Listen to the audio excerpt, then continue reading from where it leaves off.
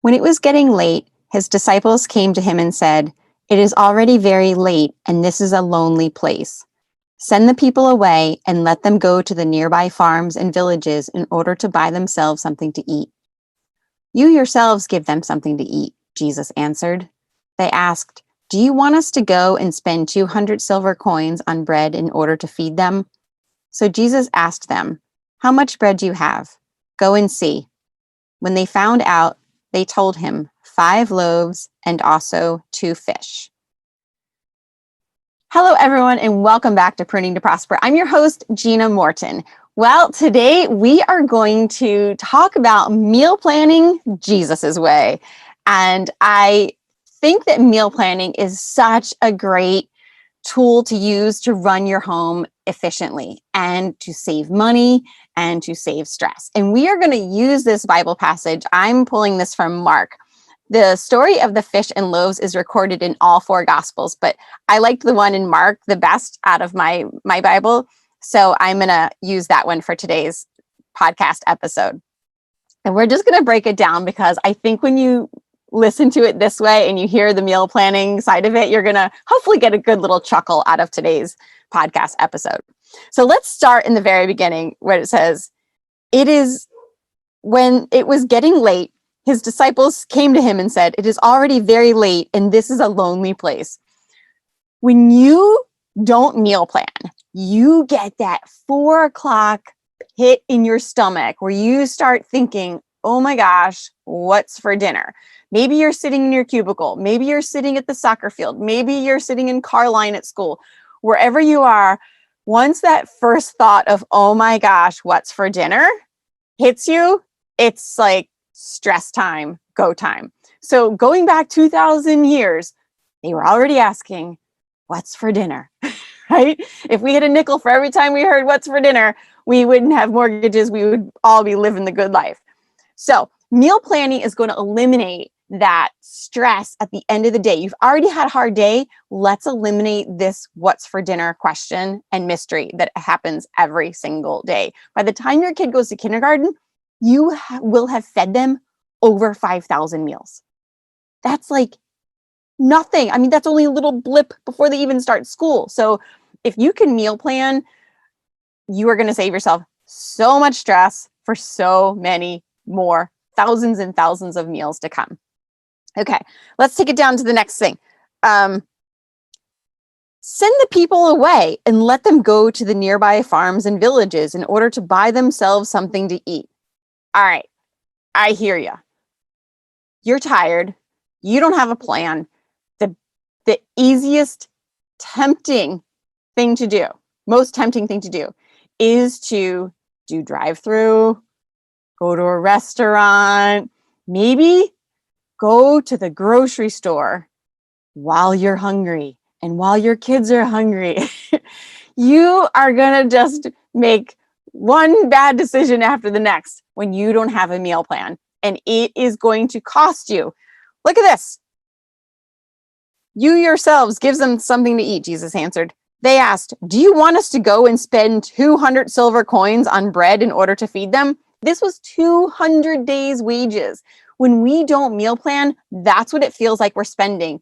When we go through drive-thru or we go to get wings or pizza, it's easily $100, you guys, for me to feed my family. The first month I meal planned, we saved over $700, mostly because I didn't have a plan. And my husband, he likes to drink craft beer. So he would call me on the way home on Friday and he would say, "Do you need anything?" Which was code for, "Is there anything to eat? Do you have a dinner plan?" And he wasn't judging. He wasn't like, "You need to make the meals, woman."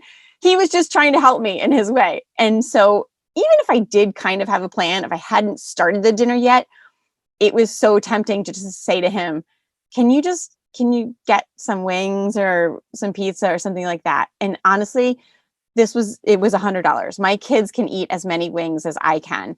Multiply that times 4 Fridays, right there, $400. You toss in another couple trips we have Wawa here. If you're on the East Coast, you probably are a Wawa fan. If we're going to soccer for the weekend or lacrosse or something, going to games, you swing by Wawa for lunch, and that's another $40 to feed our family. So it eventually feels like you are spending 200 days wages trying to feed people. And when you meal plan, you are going to have your budget under control. That's why I'm airing this episode after the budget episode, because if you're feeling a little bit overwhelmed about the budget, the meal plan is the place to start. And a lot of times our grocery budget is our only wiggle room. If all of your other bills are sort of set in stone, there's not a lot of places to take from. So I know when money was really, really tight for us, it was always my grocery budget that had to be cut because it was the only place I had. So when you meal plan, you're going to be able to save a lot of money every single month.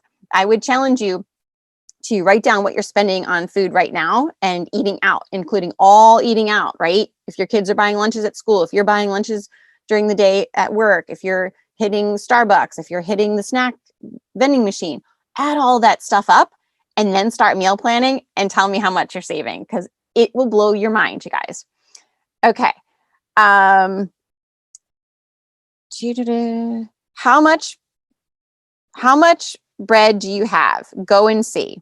When they found out, they told him 5 loaves and also 2 fish. Okay. So this is not my full meal planning course that I'm going to teach you on this episode. This is just a little teaser of like why you should meal plan and how to kind of get started. So clearly in this miracle of the fish and loaves, Jesus starts with what he is given. He's given the 5 loaves of bread and 2 fish. Okay. And this is exactly where I want you to start too when you meal plan for the very first time and when you meal plan every single time after that. You start with what you already have in your house. Why? Because that's money. That's money sitting on your shelves. That's money sitting in your fridge, money sitting in your freezer. So let's use it. Okay. Let's not add more to it. So it might be stuff that you're saying, I don't feel like eating that. You know what? It's time to step up to budgeting. And the first month that you're budgeting, I also recommend meal planning. And when I do my comprehensive coaching, we do all of this in the first month. The reason why is you probably have hundreds of dollars worth of food already in your house. So your first month of doing your budget, this is where you can get a really good start on that $1,000 emergency fund, because you won't be spending as much in the grocery store or eating out. So we're going to eat what we already own in our house. Okay. So that's what you start with. And just like Jesus, he had fish and he had bread. Okay. We have Google. So you might have chicken, you might have beans, you might have some rice, you might have some tomatoes. You can literally go into Google and just type in, what can I make with chicken, rice, beans, and tomatoes? And you'll get recipes. And that's where I start with my clients. Like, we just start finding recipes and using up what is already in your house. Might these be your family favorites? Maybe, but probably not. But we're just using what we've got. And then we can start being proactive about what we bring into our house next month. Okay, are you with me so far? So we're going to start with what you already own, and we're going to meal plan from that. Now, the other thing that Jesus demonstrated for us was keep it simple. Okay, they only had fish and bread. You might have a few more things than that, but you don't need to be making gourmet meals. So when I say meal planning, it doesn't mean that this needs to be a big production. Okay. Meal planning is you just know what you're going to eat at what time of the day. That's it. I always say keep it so simple when you're getting started, because the less variety in your menu, the more you can be accurate with what it's going to cost you. So if you're pulling things from Food and Wine magazine for every meal, and it's like, okay, this recipe calls for $85 of saffron, and this recipe calls for this obscure herb or something like that, it's going to cost you a fortune. So what I recommend is keeping it very simple to begin with, and you can swap out meals as you go and as you get better. Right now, we just want to establish the habit of planning your meals and eating at home. Okay.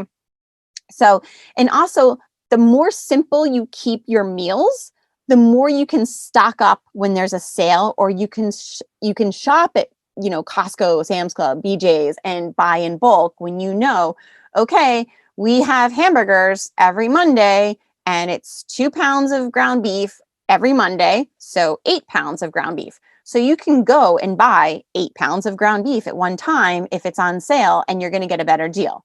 All right. Because you're planning ahead and you know what you're going to be eating. That's really what I say. I would start with breakfast and find a simple breakfast that your family can eat quickly. It's somewhat healthy if you want, or you just want to put something in your kids' bellies and you're happy with whatever. You just make sure you have enough of it. When I meal plan with my clients, we do not judge in the beginning. If your kids eat chicken nuggets every single night after you've already had 45 minutes of a fight, let's skip the 45 minutes of a fight and let's just plan on how many chicken nuggets you need to buy for the whole month. That's it. Okay. I'm not there to judge you. I'm there to give you a plan. And then little by little, we swap out. Maybe it's boneless chicken nuggets that you're buying eventually for your kids. And so I get into all this when I work with my meal planning clients. I love meal planning. And if you want to get started one-on-one with me, I definitely offer that. It's a really fun thing we can do via Zoom. It's super easy. Again, in all things, I try to keep it fun because why not, right? Let's make fun. Okay, so this is just your little intro to meal planning, you guys. I will definitely get more into this. I wanted to just give you a little chuckle with Jesus and the fish and the loaves and the multiplying. And I know sometimes we feel like we are feeding 5,000 people for 200 days wages, but it really isn't that hard. Keep it simple. Use what you already have in your house. And I'm going to skip down. This part wasn't in my intro, but after he feeds the people, then the disciples took up 12 baskets full of what was left of the bread and the fish. The number of men who were fed was 5,000. So Jesus even hits on leftovers, which is another great thing. You can actually plan for leftovers. So if you know that that's what you like to take for your lunch, my husband's our designated leftover guy, and I like leftovers for breakfast actually, because of my diet, it's just easier for me to have, like, sometimes I'll have chicken and rice and potatoes for breakfast. I don't really think of it as breakfast food. I just think of it as fuel, and that's what I do. But you can plan for leftovers. So you can make extras that night. You can make double and then freeze it. So I know a lot of people like to do that. So you're really only cooking 2 weeks out of the month, and you're freezing the final 2 weeks. All right. So it's really simple. I'll get into more of all of this as the podcast develops, but I just, again, wanted to get you guys started. If you want more one-to-one help, don't hesitate to reach out to me. Email me at tightshipmama@gmail.com, or on Instagram, it's at tightshipmama.